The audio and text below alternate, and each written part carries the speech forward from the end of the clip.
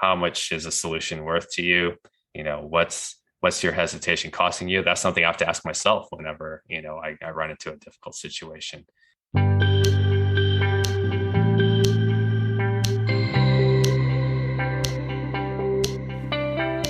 Hello, and welcome to In the Rising podcast. My name is Bettina Brown, and this is the platform I've chosen to talk about living a life that's in alignment with your hopes, your dreams, and your goals. Walking away from shame and blame that don't do anything for you or anyone around you. But one thing that we will face in the path of walking towards a life we want to live is conflict. And that's where my guest, Jerry Fu, comes in. He is a conflict resolution coach, and he primarily focuses on Asian American leaders. He talks about his own cultural upbringing, and he talks about his not wanting to face conflict and how that actually brought more conflict into his life. So welcome to the show, and I'm so excited for you to hear. I am eager to talk to you today because you have really an awesome story to share. And when I went to your website, I love this part because you said, I'm also a pharmacist and a salsa dancer. It's just so more regular. So share a little bit, like you are now a conflict resolution coach. Share your journey to get to this point. Yeah, sure. Originally wanted to be pre-med, got a C in organic chemistry. So I said, I could still try, but I was still scared of failure and embarrassment of, being rejected from the school that so many people thought I should go to. So I said, I still want to do healthcare. I decided to pivot to pharmacy and convinced pharmacy school I would make a good pharmacist. So I finished that degree. My mom and I had disagreements over what my career path should be. Ironically enough, we both wanted me to go into chain pharmacy because we felt the stability of a large company was good for us.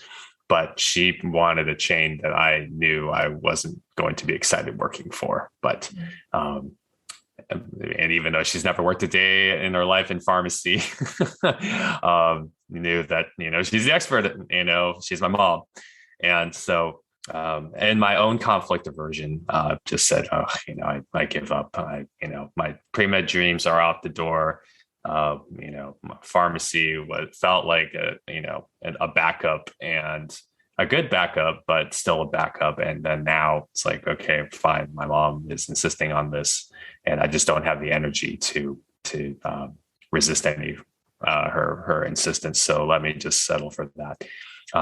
Quickly regretted my decision, and got complacent because at one point I actually had a decent job situation where I had flexible scheduling and, decent hours, and I was able to do what I wanted off the clock. So I didn't have a problem.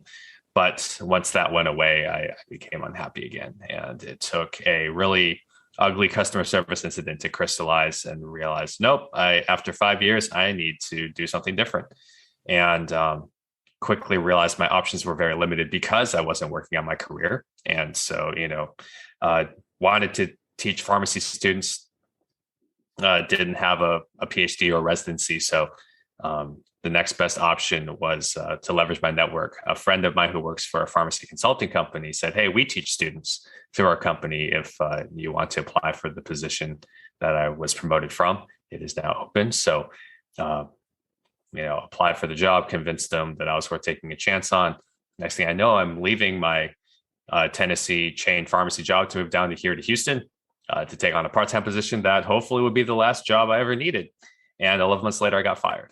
And that is my fault. I tell people, there is this like successful victimhood mentality I had, it kind of underlying all this to say, yeah, I'm successful. And yeah, I shouldn't have had to deal with some of the setbacks that I dealt with. And, I was still in this mentality of, oh, as long as I do better than 70% of the workforce, I'm like, okay. My boss will not be mad with me. She might be upset with me, but not like, totally upset with me. And so now I'm being held accountable to the position I was hired for. And, your boss doesn't want stories as to why you didn't get the job done. But I didn't understand that. Or even if I did, I didn't want to admit that, oh crap, I'm in a whole lot of trouble. And so after 11 months, they said, nope, whatever you're doing, it's not working. So you got to go. And that's where the roller coaster got really weird. And I ended up at a pharmacy where 4 of my paychecks bounced, filling for crooked doctors. And how do you confront the boss who's clearly ripping you off and jeopardizing your license, right? And the only way I could possibly get paid is to fill more crooked scripts. So it wasn't a very good cycle. Got out of that job. My network again reached out for me, found me a position with a more legitimate company, but money was really tight. And they said, hey, we can't pay you more than 8 hours a week. And so I said, okay, what do I do? And they said, well, you can get more hours if you cover at our Austin location, which is about 2.5 hours away from Houston. There are worse cities to end up in, but it still didn't feel like home. And so I have no idea what my life is going to look like at this point. That summer was very key. This is 2012 now. In that, I was asked to help teach some leadership workshops through a pharmacy leadership nonprofit run by some friends of mine.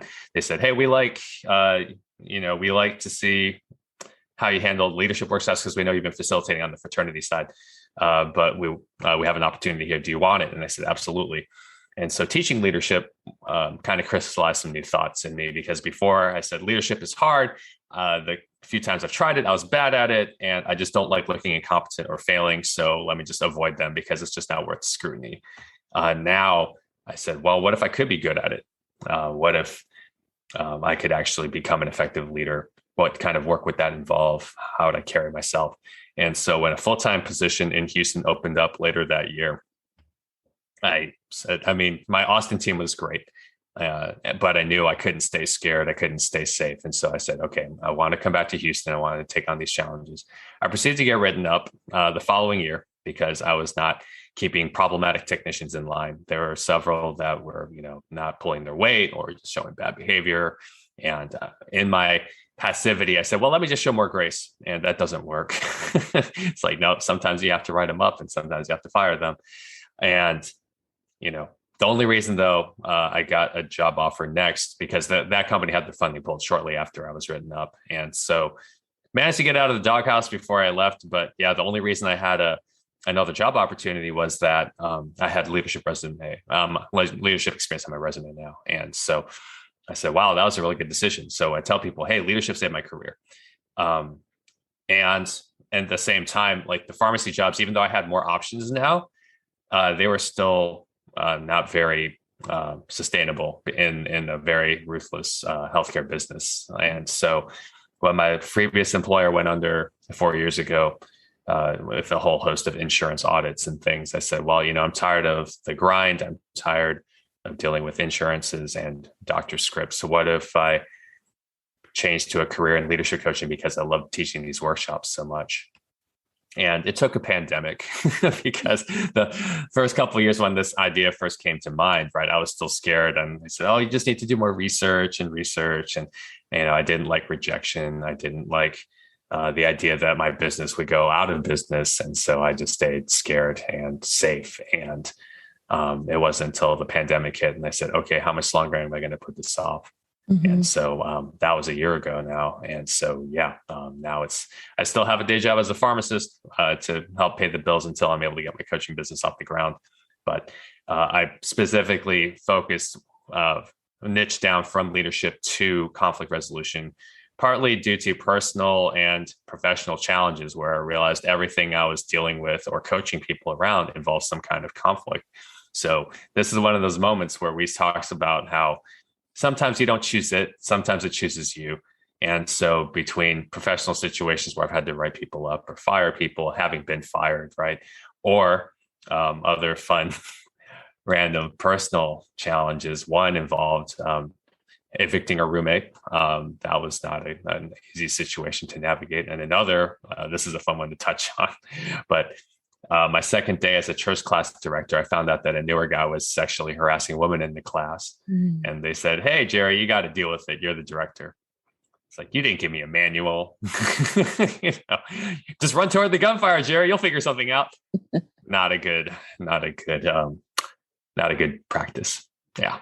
Yeah. Yeah. Wow. That's, I love how one thing led to another for you. Oh, yeah. And thank you for sharing that, because anyone, when you describe the fear of rejection, it doesn't matter in what wheelhouse of life, that is a very common feel.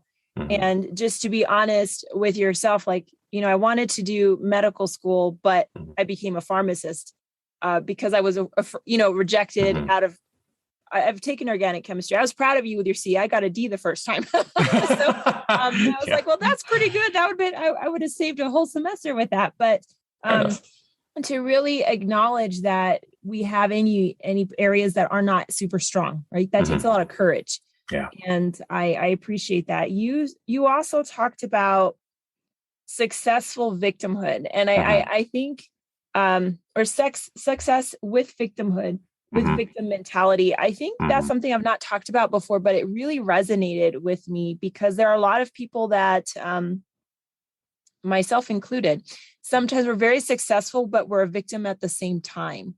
How do you feel? Share your own experience or your own thoughts on how you were at that point to just being a successful person versus a successful victim, because being a victim has a lot of power into it, Oh yeah. Yeah. So what are your thoughts on that? Yeah. Great question. If I had to look back at my life, there just comes this sense of entitlement that life should be easier somehow. And my mom, for better or worse, wasn't a fan of suffering or anxiety. She just wants to her credit, she raised us in such a way, managed finances, that we never felt like we were worried about having food on the table or things like that. She was always very creative with not like immoral or unethical ways, like, like Enron level stuff. Right. But she always made sure that, my needs came first. Right. That, but at the same time, right, she shielded me from a lot of things, that a lot of struggles that, she didn't want me. She felt like I shouldn't have to go through, things like if my Mandarin wasn't up to par and she saw I was struggling to speak with like an aunt or something like that, she would step in to help explain the situation. So on one hand, you save face, right? Because I don't look incompetent, because she's able to kind of cover that mistake. But at the same time, I'm not getting better at Mandarin, right? Because she's continuing to rescue me. And so with this mentality, right, and you start to experience some degree of success, right?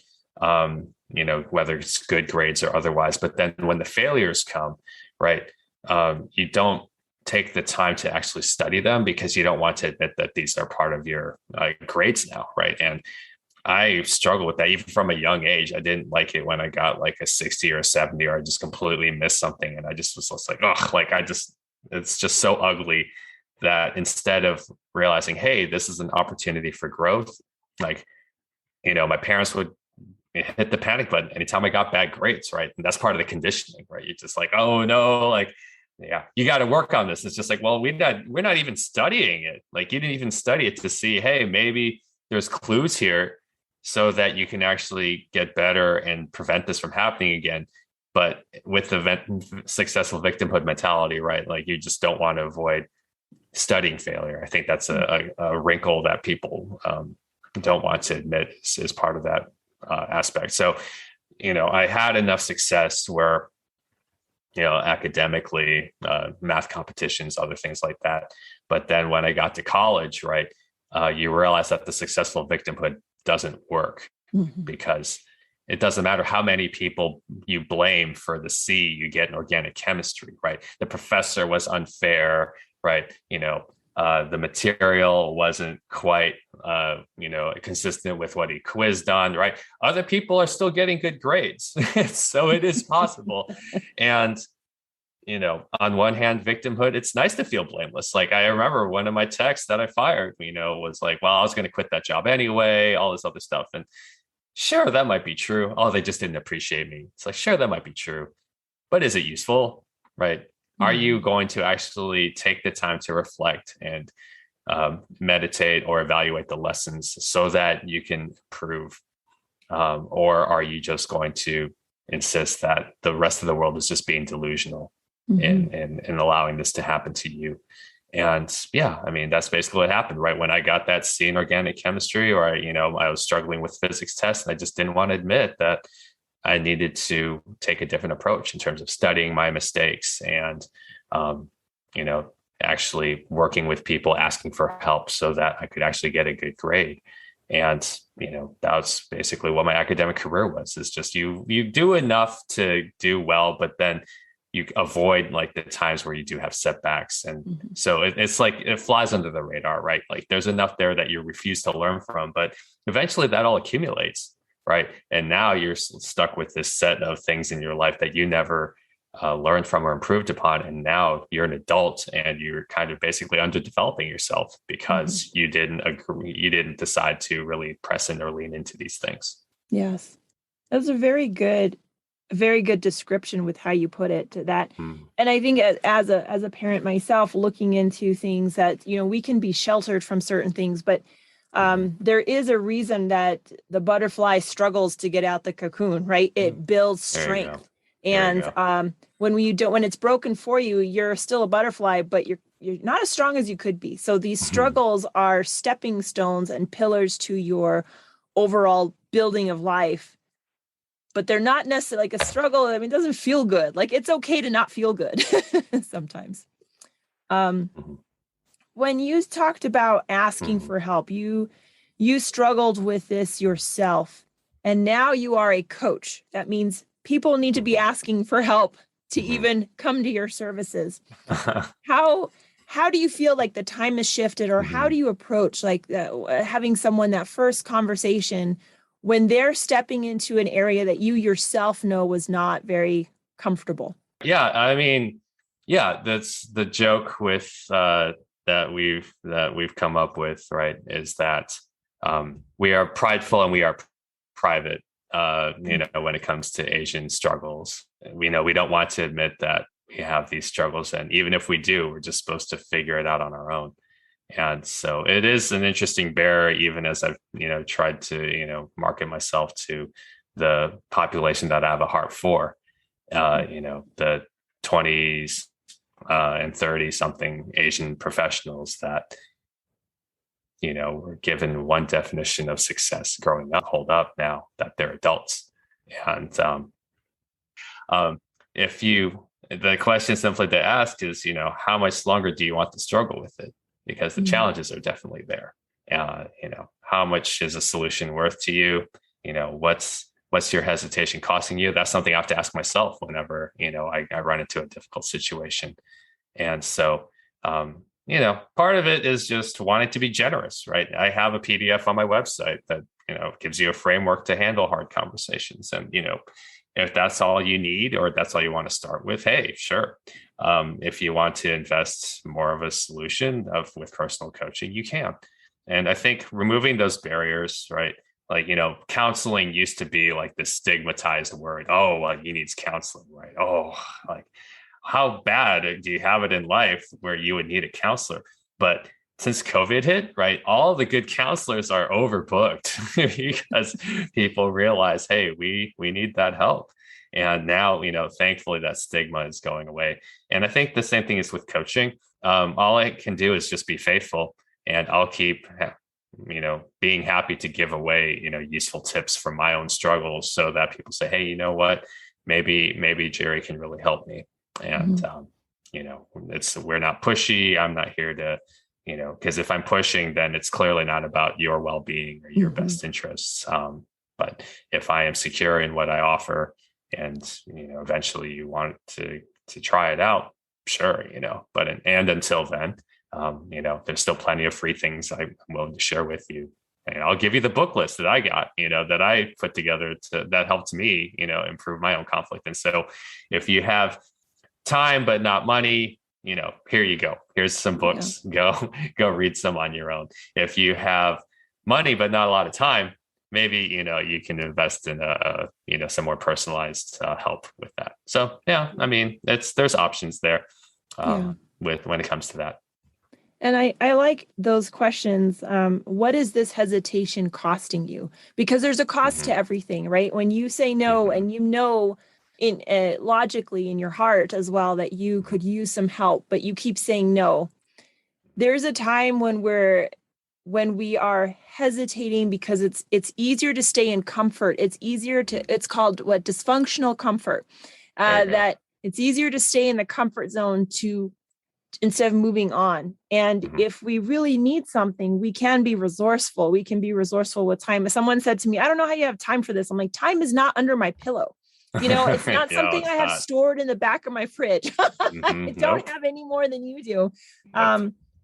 You have to figure out what your priorities are. And Mhm. when I've had another person on my podcast who shared with me, it was a she had a different perspective from her Asian background. And Mhm. I am not of any Asian background, but I am German. Okay. And German is very similar into Mhm. you are the best. It's not even you think you are. You have to be the best. Yeah. It's the land of writers and thinkers. This is how it's done. What does your neighbor think? Your neighbor, they have 13th grade in there, and you're literally taking 14 subjects in 7th and 8th Wow. grade to get to Yeah. college, like including Mhm. Latin. I was like, we don't even take Latin in college here unless you're studying Latin. So, Yeah. it's a whole different framework. So I had a similar, and again, I'm very proud of what both my parents did. My mom is the German one, Mhm. but the feeling like generationally, what Mhm. you must stand up to, what you Mhm. must live up to Mhm. is a lot of pressure. Mhm. Oh yeah. It's a lot of pressure. And Mhm. I think there's also a huge pressure to not say anything. Mhm. And Yeah. so for you to even be speaking about it, Mhm. period, whether it's a free resource or not, is Mhm. already a changing in the path that, yes, you can stand on a huge pedestal and be proud of your culture, Mhm. but there are certain aspects that can make it easier to live with. And Mhm. so I Yeah. think that's a huge thing.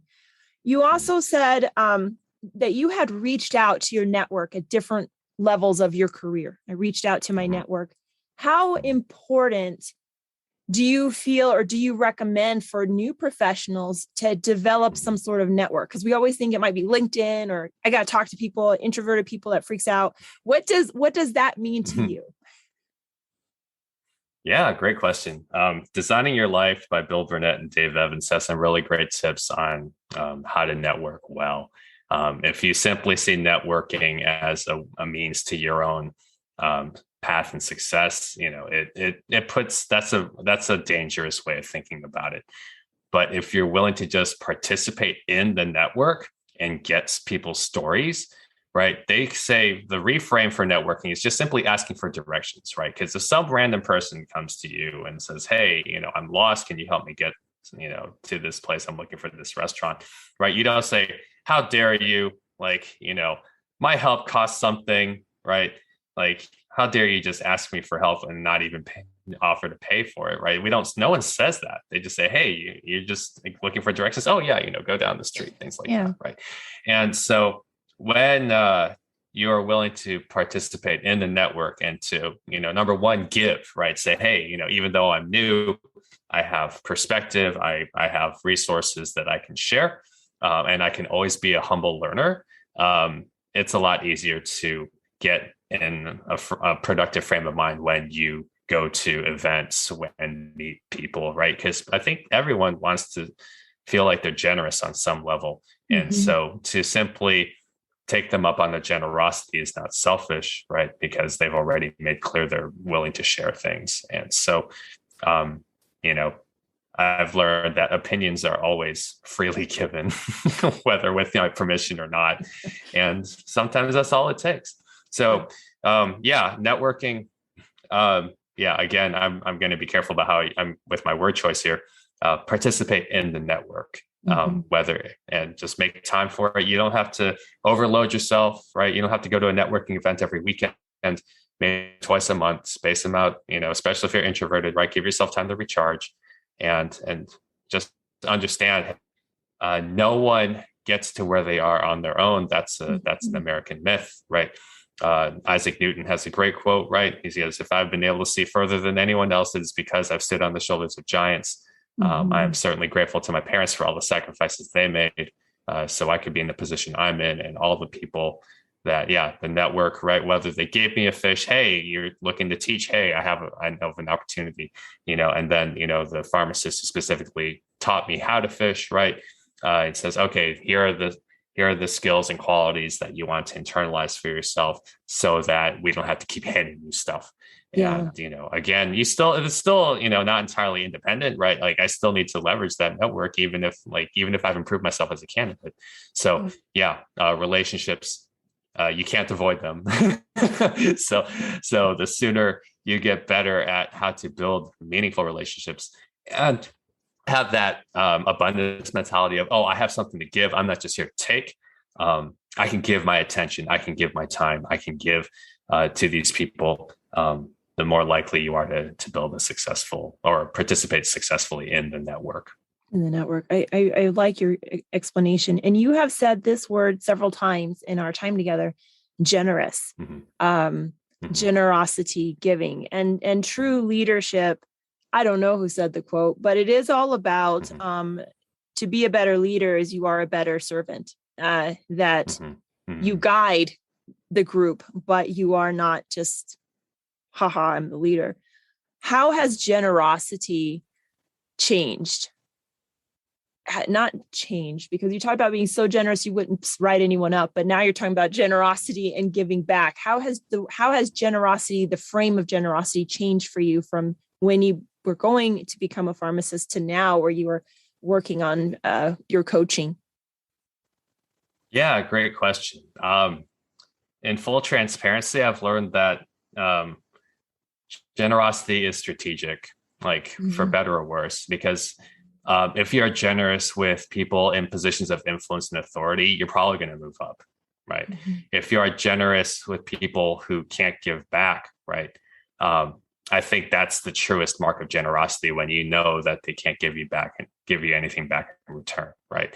And so, and that's been my struggle, because at one point I spread myself too thin, volunteering and just giving of myself because I felt like I needed to prove how generous I was, instead of recognizing that unless I, took care of myself and got enough sleep each night, and, I couldn't even be in a position to be generous. And also to understand, if I truly am the average of the 5 people I spend the most time with, then I need to pick those 5 people very carefully. Even as I know there are people that need ministering to because, they're not in a position to give. And so, that formula looks different for each person, right? Some people can give 50% away. Some people can give 80% away. Some people can only give 20. And it's not for us to judge. It is for us to evaluate, continually reflect on our own. But I think that's something that I've noticed, just because, I can't just keep coaching for free. That doesn't pay my bills. It doesn't. Yeah. So anyway, so those are some of the thoughts that come to mind in terms of generosity, for sure. Second to last question. So you are a life coach now. I am also a life coach. I am a Christian life coach. And I felt that the coaching curriculum really opened my own eyes to myself. What would you say is what I know there's more than one, but what is one thing that really comes to mind for you? What going through the coaching program, how learning about coaching helped coach you? Yeah, great question. I learned to be present. I learned to be a much better listener. I learned to not stack questions, because even if you get listened, you want, you're like, oh, I got all these things, I'm just going to rapid fire it. Nope, that doesn't work. I think, generating awareness and realizing, I have blind spots. I have my own qualities that I don't want to admit are there, but to be okay with the fact that I am imperfect, but still improving, ever improving. I think those are good. And just at the very least, to be, have a better sense of humility, saying, hey, I don't know everything. And then willing to ask questions in a gentle way, showing, hey, this relationship is important to me. Those are how my coach training program helped me grow as a person. Wonderful. And because my podcast is called In the Rising, as we are rising up, and sometimes that rise is sharp and sometimes it's a little jagged. Where do you still see yourself rising up to? What is on the horizon for you? Yeah, great question.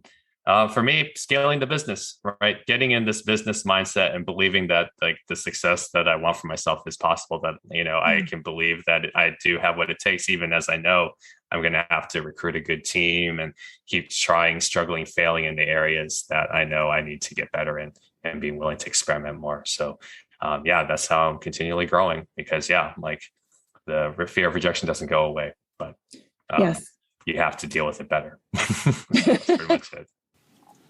So Jerry Fu was really an awesome guest to have. He just has a lot of energy and a lot of passion behind conflict resolution. And I'm so grateful that he shared not only conflict in his profession, but conflict within himself. And many of us address, well, we don't like conflict, but we don't acknowledge in that moment that sometimes our greatest conflict is within us. And so I'm grateful for your time today to listen to the show. And it's that one resource we never, ever get back. But if you're listening to this and there's someone that comes to mind and you're like, you know what, so-and-so would really benefit from hearing these words, go ahead and share it. You do so much for that person by putting it in their hands and ears. And you do so much for this podcast to help raise it up to be in other people's grasp to change their lives, even if it's one step at a time. I invite you to leave a review, a 5-star review, and an honest review of your idea of this podcast, because that will do so much more to, again, raise awareness and raise the vibration that we have here. I invite you also to www.intherising.com. There's a blog post there. There's more information about every single guest, and it's continuously being upgraded. So until next time, let's keep building one another up.